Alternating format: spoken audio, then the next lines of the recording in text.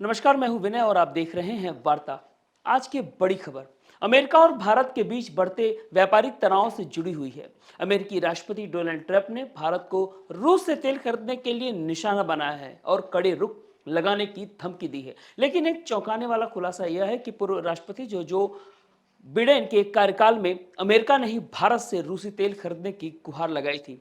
यह दोहरी नीति भारत और अमेरिका के रिश्तों में नया तनाव पैदा कर रहा है। आइए इस मामले को विस्तार से समझते हैं।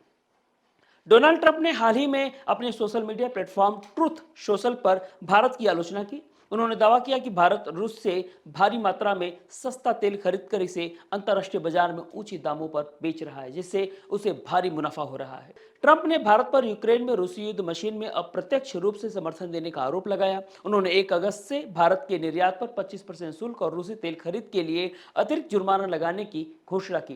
ट्रंप ने कहा, भारत को इस बात की परवाह नहीं कि यूक्रेन ने रूसी युद्ध के कारण कितने लोग मारे जा रहे हैं, लेकिन भारत ने इस आलोचना को सिरे से खारिज कर दिया है। भारत सरकार ने ट्रंप के इन बयानों को अनुचित और बेबुनियाद करार दिया है। विदेश मंत्रालय के प्रवक्ता रणधीर जायसवाल ने कहा कि भारत और रूस का रिश्ता स्थिर और समय परीक्षित है और इसे किसी तीसरे देश के चश्मे से नहीं देखा जाना चाहिए।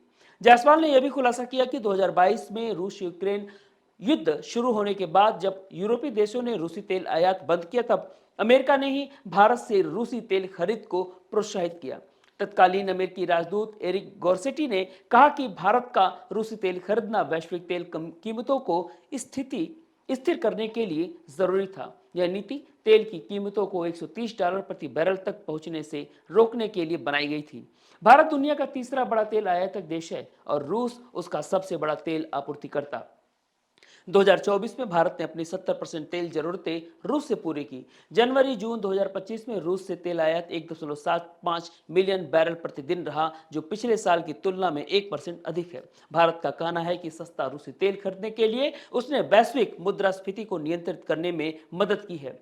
पूर्व भारतीय व्यापार अधिकारी अजय श्रीवास्तव ने कहा कि रूसी तेल ने भारत को आर्थिक स्थिरता दी है और ट्रंप का यह दबाव सिर्फ एक व्यापारिक रणनीति है। हालांकि ट्रंप के दबाव के बाद कुछ खबरें आई कि भारत की सरकारी रिफाइनरियों ने रूसी तेल खरीद को अस्थायी रूप से रोकी है, लेकिन सरकार ने स्पष्ट किया कि रूसी तेल के दीर्घकालिक अनुबंधों को रातों रात खत्म करना संभव नहीं है। एक वरिष्ठ अधिकारी ने कहा कि हमारी रिफाइनरिंग कीमतें गुणवत्ता और आर्थिक कारकों के आधार पर तेल खरीदती है। भारत ने यह भी बताया कि उसने 2025 में अमेरिका से तेल आयात 51% बढ़ाया है, जो दर्शाता है कि वह अपनी ऊर्जा रणनीति में संतुलन बनाए रखता है। ट्रंप की नीति की ट्रंप की नीति को कोई विशेषज्ञ अमेरिका के रूस पर दबाव बनाने की रणनीति मान रहे हैं, लेकिन भारत ने साफ किया है कि वह अपनी आर्थिक और रणनीतिक स्वायत्तता बनाए रखेगा। क्या यह तनाव भारत अमेरिका संबंधों को प्रभावित करेगा या फिर भारत अपनी ऊर्जा नीति पर अडिग रहेगा? इस सवाल का जवाब आने वाले दिनों में मिलेगा। अधिक अपडेट्स के लिए बने रहें हमारे साथ और देखते रहें वार्ता।